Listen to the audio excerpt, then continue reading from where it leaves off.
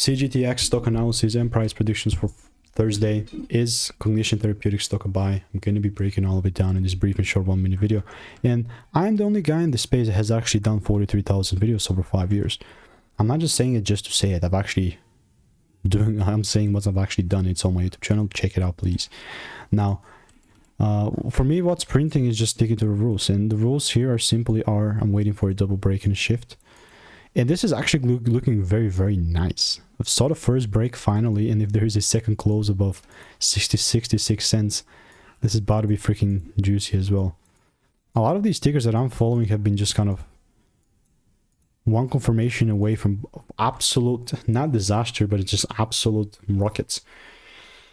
Again, not assuming a thing. I'm just going to react to whatever the price is going to give me. I'm very risk averse myself, and that's what's working for me. Now, obviously not financial advice. Do your due diligence. If you want to get my money making emails and insights for free, click the first link in the description. See you in the next one.